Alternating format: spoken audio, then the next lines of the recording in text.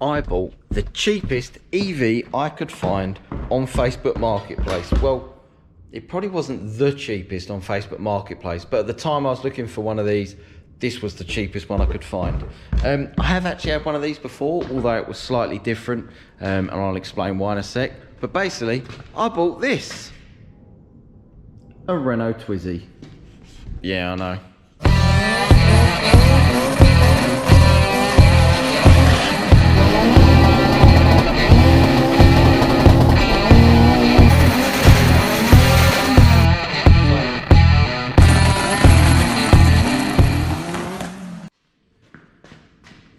So for any of you that follow any of my older videos, you will see that I have actually owned one of these in the past. Although the last one I had, it was a similar colour to this, but it didn't have doors. Although these are not much of doors really anyway, but they're slightly better than no doors at all like my old one had. They're not really... So they are 100% electric. This one popped up on Facebook Marketplace. It was really cheap, so I bought it. It's done 10,000 miles. I had to do a few little bits to get it through an MOT, like a brake caliper and stuff like that. Other than that, it's all right. It's good fun. A few little things I don't like about my Twizy. The range, real world range, is around 30 to 40 miles depending on the driving style and the weather. See, the colder it is, the less range you get. It doesn't actually have a radio either. So when you're driving along and you're panicking because you feel like you're about to go flat, you can't even listen to music to sort of like, you know, calm yourself down. But yeah, it is what it is. It ain't what it ain't. It does get me to and from work. However, I do feel like a few of these issues can be improved. Not quite sure how yet, but we will see. So for anyone who hasn't actually seen a Renault Twizy before, this is what they look like. They're not actually classed as a car, they're classed as a quadricycle. In France, you can buy what's called a Twizy 45. It is limited to 45 kilometers an hour or 30 mile an hour over here. And you can drive them at like the age of 14, I think. You can't do that in the UK though. You have to have a full UK driving license. Weird thing about these, because they're quadricycles, they don't have to meet the exact same standards for an MOT test. They do have to have an MOT though. They don't need a rear fog light for the MOT at all. So as you can see, no Twizy has ever been made with a fog light. Weird little things like that really. It's got disc brakes all round. It's got a 6 kilowatt battery pack. Although this one is battery owned, which means it's not leased. So the previous owner bought the battery outright, so you don't have to pay like a lease plan on the battery, like a monthly subscription. Which is good in a way, bad in another way, because obviously if you lease a battery and it goes wrong, you just ring them up and say my battery's gone wrong, and they come out and, well, you take it to a specialist and like Renault or whatever, and they'll replace the battery free of charge. Because this is battery owned, that means there's no monthly subscription. But if it goes wrong, it's all on me, which is great. But yeah, so let me show you how the doors open. You slide that, put your hand in, pull the handle up, and then pull the top of the plastic window out like that. And they flick up. And this sort of suicide-y, no, it's not suicide, is it? What's that, Lambo doors? I cannot compare my Twizy to a Lambo at all. But yeah, they open like that. Both doors do that, both sides. So you can get in either way. They are two-seater, although I've got a load of rubbish in the back. I have been taking my stepson to sixth form in it, hence the blanket, because when you're actually in the Twizy, they don't really... So when the doors are shut, like, oh, the seat's wet as well. I've just sat in that. Oh, man. So they do have a rubber seal around these windows. These windows are from Korea, but you can see they're a bit flappy. That's why they have these Velcro straps that hold the top of the window in, to try and make it a little bit more watertight around there. But you can see down there, there's just a massive gap that goes down the side, so a lot of wind and rain comes through here. But they are designed to sort of let in water as such, I'll say. Not so much let in water, but like let me show you what I mean. So like on the seats, oh, it's just so hard to do one-handed. So on the seat, they do actually have a little water drain hole. You can't see that well. So if they do get wet, the water drains through and out onto the floor. Same with the back seat, I think. There is a tiny little boot back there. You can sort of take the back panel off, and there's you put the key in and turn it, and that back bit comes off, and there's a little cubby hole. Probably about enough room for literally a pair of gloves, so it's like a little mini glove box. Don't really know what else to say. It's limited to 49, 50 mile an hour. It's fast enough for like urban traffic, I suppose. Bearing in mind, I live in London, so like my average speed, like journey speed to work, is about 15 to 20 mile an hour tops. I think I average about 15 mile an hour. So a car that does 50 mile an hour is absolutely perfect. Obviously, these cars are not designed for being like punted up and down the motorway and stuff like that. So as long as you picture this car as just one step up from a moped, then you know you're on the right track. But yeah, it's got alloy wheels as well. My old one didn't have alloys, it had like little weird hubcaps on it. You don't actually need the wheel arches. I've seen a lot of people fit like bigger wheels to these, like mini lights and stuff like that. And they take the wheel arches off because they unbolt. As far as I'm aware, because they're a quadricycle, they are actually allowed to have open wheels. Actually, don't quote me on that, I'm not sure, but I'm sure I've read it somewhere. It might have been wrong, but yeah, I'm not going to change the wheels, so. But there you go, fun fact. Doesn't have a heater at all. It has a heated front screen to defrost the front screen, but no actual heating whatsoever. Yeah, it charges from here. It's just a UK 3-pin plug with a built-in charger and an extension lead built in as well, so you can just plug it in anywhere. Screen wash down there, very nice. But yeah, when I had my last Twizy, I really enjoyed it. It was great, but as standard, these cars don't actually come with doors. If you just imagine that door missing and that whole side open, both sides, that's how they come as standard.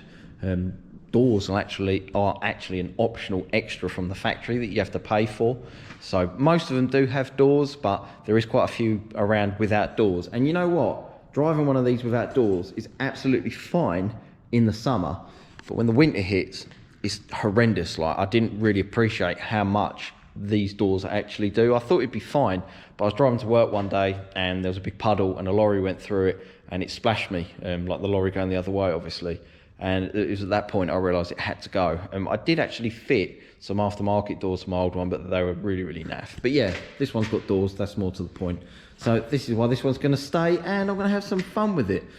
Why have I bought a Renault Twizy, and why am I driving a Renault Twizy? Obviously I work and live in London. There's a lot of parking permits around here, and where I work here, if I want to park my car in the road, I have to either put a ticket on it or get a business permit for it. Just to give you an idea, the business permit for the year is £1,200. So that's £100 a month I have to pay for a business permit. Or I can put individual business permit ticket vouchers, like scratch or vouchers in the windscreen in the car. But I think it works out to like, last time I worked it out, it was about £9, £10 a day, something stupid like that. So it's pretty ridiculous, really. But yeah, so owning a Renault Twizy, I've got just enough space up the side of work, I'll show you tomorrow, to park it up. So then I don't need a permit and I don't need any vouchers. So yeah, this is great. It's cheap to run, it's tax-free, thrown it on my traders policy, so I don't really need to insure it. I can drive it to and from work, I'm guaranteed to have a parking space. It's a 2-seater. When I go to Tesco's, I can charge it for free, which is great. I actually charge it at work for free as well, which is even better.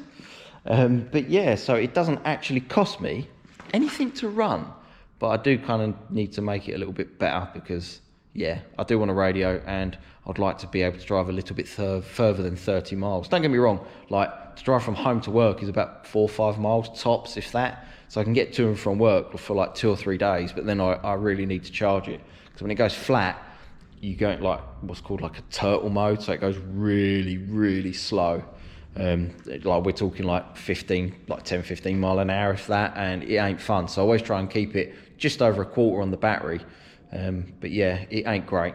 And it does have a little range computer and it is quite accurate as well, but it ticks down quite quick. When you take it off of charge, it reads like 36 miles. When the weather's okay, when it's really cold, it reads like 20, 29 miles. When it's really hot, it reads, once it's read 40-mile range, which was quite impressive. It never did it though. Real world, it does about 30 miles before it's like literally completely flat.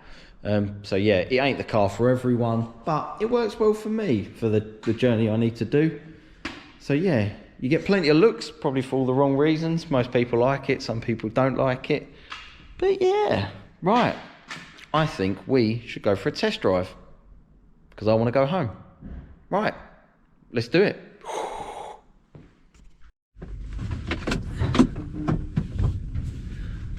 So I'm sorry that it's dark, and I'm sorry that you're probably struggling to see me, but you get the idea. Whoops. So driving the Twizy, it is actually really fun. It's more like driving a go-kart, suspension and all, or lack of. It's obviously a fairly bumpy drive. It's going to be, because it's on tiny little 12-inch wheels, and obviously the suspension's quite rock hard, and it's quite a dinky little car. You can hear it by the way I'm driving it. Everything creaks and rattles, but it's good fun. The central driving position is really weird at first. It takes a little bit to get used to, not so much when you're going forward, but it's really odd when you're going backwards and you're trying to park, because you can't really see in the mirrors that well, and you can't judge where your wheels are. But it's all right, you get used to it. Oh, speed bump. Ow. Ow. I like it.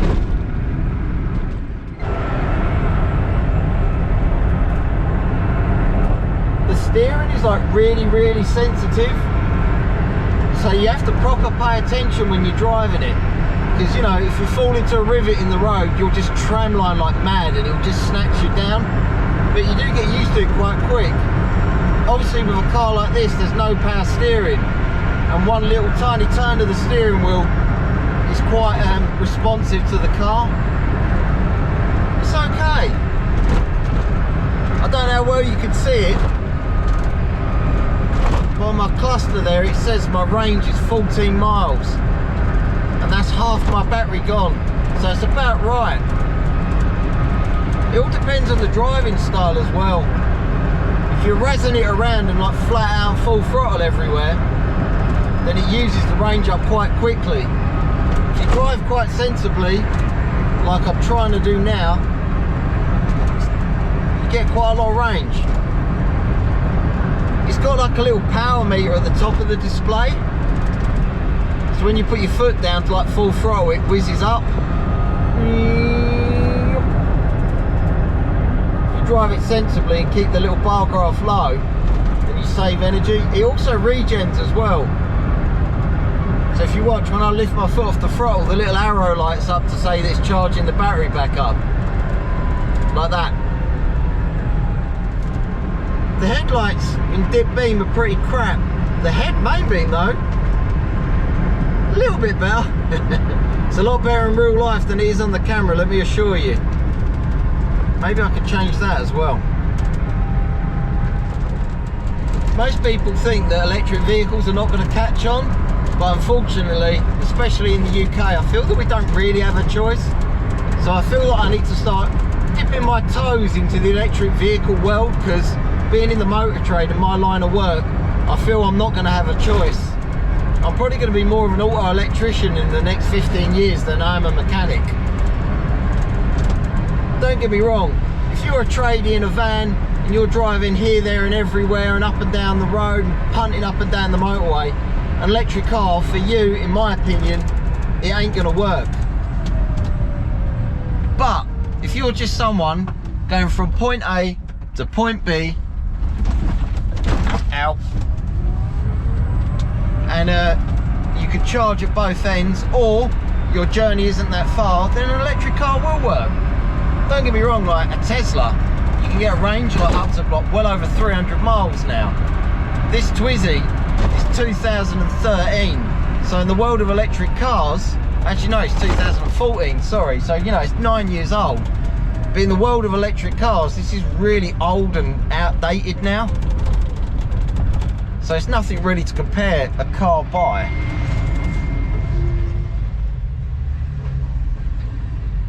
If I had to use this car every day and my job was a driving job, it just wouldn't work. But driving from home to work and back again, and charging it every other day, maybe 2-3 days, every 2-3 days sticking it on charge, it works quite well.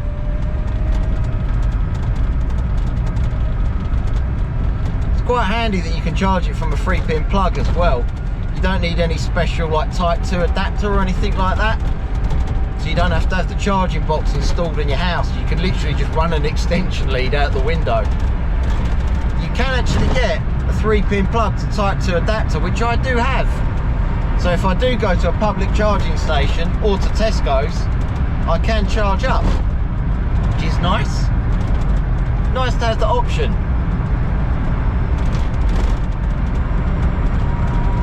It's quite a talky little thing. It pulls away from standing to 30 mile an hour really quick, and then it sort of creeps up to 50 mile an hour. I do feel it could do with a little bit more poke though. Something we're going to have to address in the future.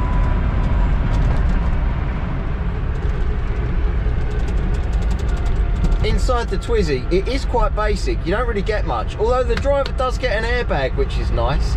The left hand stalker, your indicators and your horn. The right hand stalker is your wipers, and if you twizzle the end of that stalk, you do get the heated screen switch on and off, which is indicated by that little yellow light on the dash there.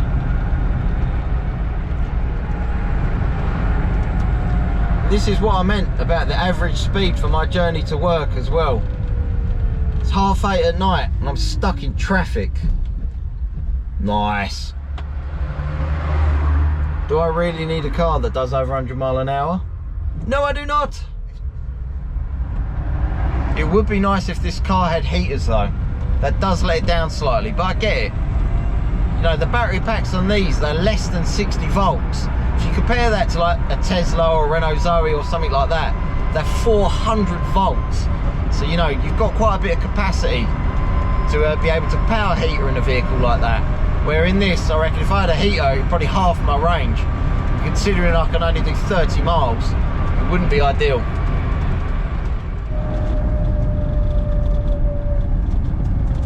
Meow.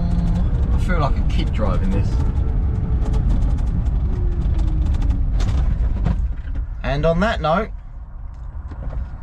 I am home. Right, don't know how well you can see me. Hopefully this comes out. I'm going to call it an end to this little video. So yeah, another project for the channel. As if I didn't need any more projects, eh? Right, like, share, subscribe. Cheers, guys.